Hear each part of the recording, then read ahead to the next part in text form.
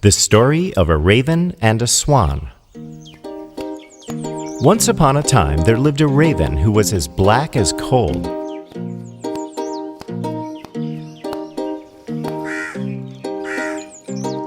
He was very envious of the swan because her feathers were as white as snow.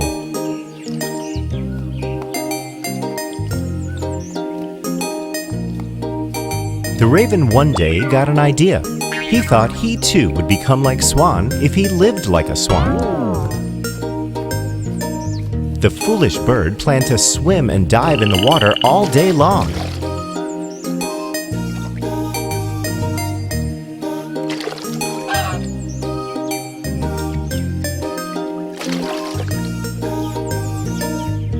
He decided that he would even eat the plants that grow in the water.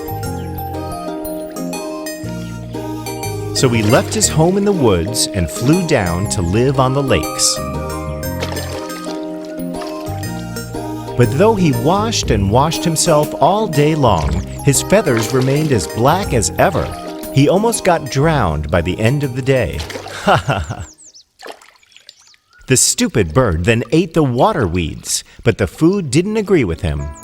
So he got thinner and thinner as days went.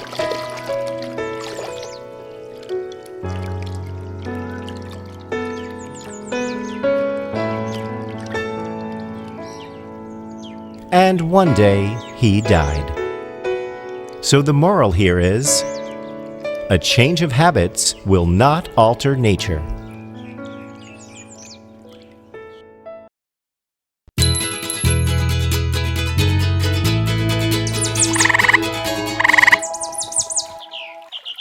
The Frog and the Ox. One day, a little frog came hopping up to a big frog who was sitting by the pond. The little frog looked really excited. "What happened?" asked the big frog. "Oh, Father, I have seen the biggest frog in the world," said the little frog. "It was as big as a mountain. It had horns on its head, a long tail, and its nose was divided into two." "Ha!" said the big frog. "Tush, child, tush. You must have seen the farmer's ox."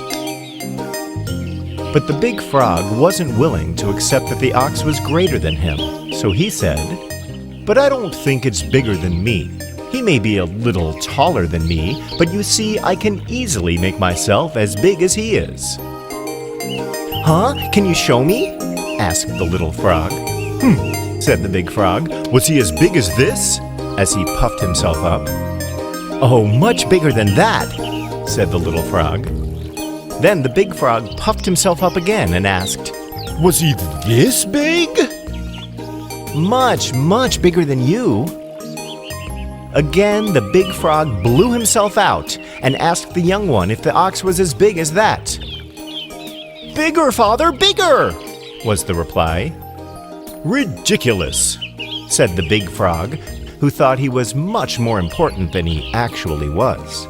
"Wait and I'll show you. I'm the oldest frog in this pond, and the biggest too." So the big frog took a deep breath and blew and blew and blew and swelled and swelled and swelled.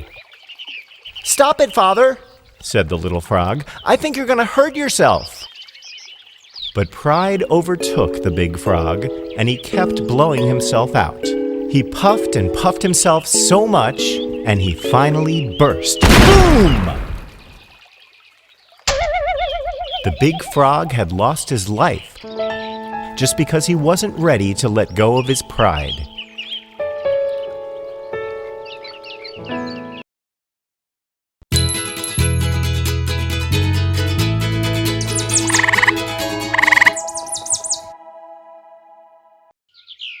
The Miller, His Son, and the Ass.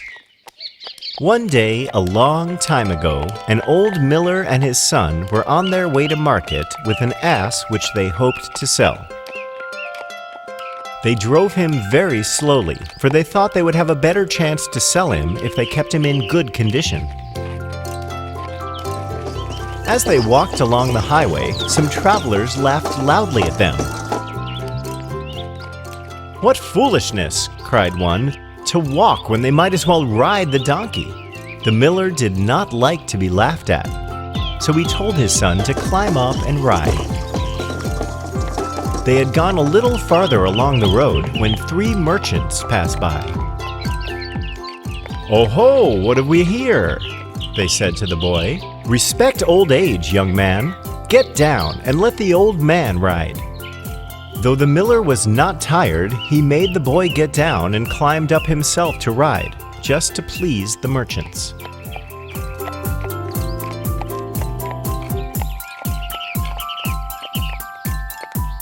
At the next turnstile, they overtook some women carrying market baskets loaded with vegetables and other things to sell.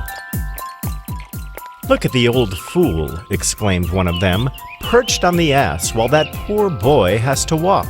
The miller felt a bit vexed, but to be agreeable, he told the boy to climb up behind him.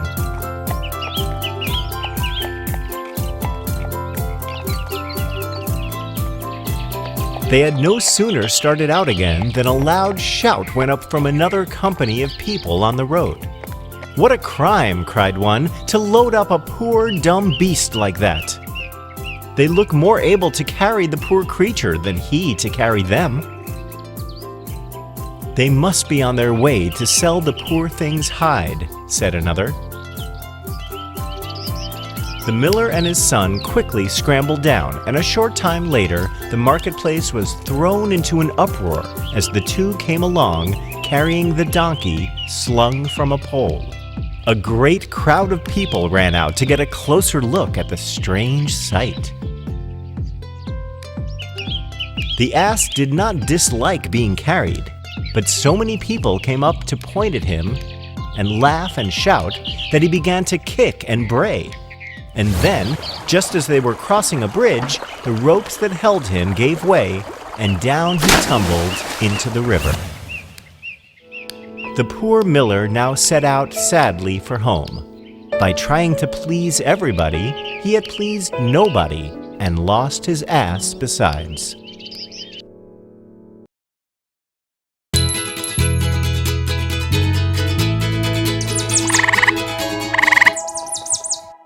The Boy Who Cried Wolf. Once upon a time, there lived a shepherd boy who watched the sheep of the villagers. One day, when he was sitting at the hillside taking care of the sheep, he got very bored. It was lonely for him, so he devised a plan to get a little company.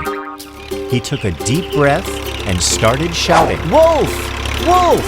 The wolf is chasing the sheep!" he shouted. "Wolf! Wolf! The wolf is chasing the sheep!" he shouted again. He shouted again and again and again. The villagers stopped what they were doing and rushed to help the boy. But when they arrived at the hill, they found no wolf. "Where's the wolf?" asked the villagers. The boy laughed at the sight of their angry faces.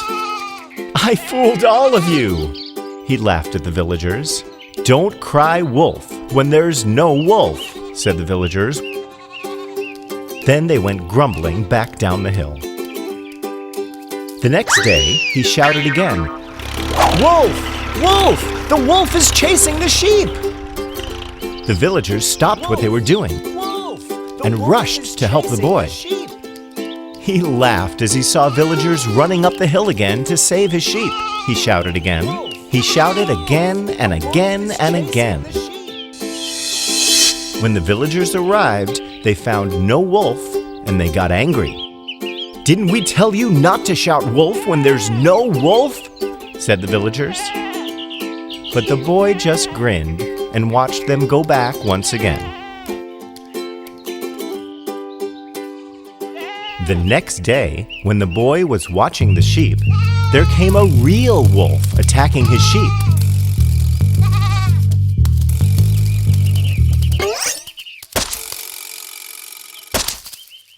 Alarmed, he leaped on his feet and started shouting, "Wolf! The wolf is attacking my sheep! Please help!"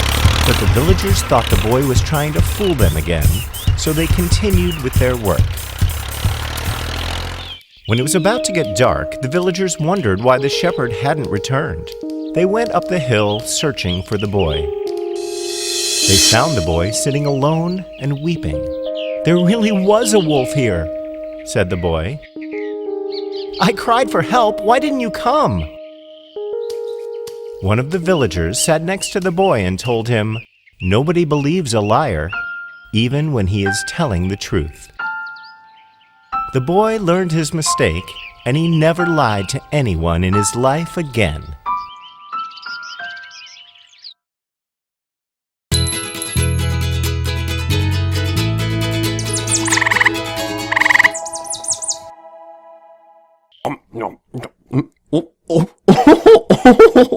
Hi friends! Did you have a lot of fun with the videos? Do you want more? Subscribe to our channel to have more fun with me. Click here to continue watching more such beautiful sing-song rhymes.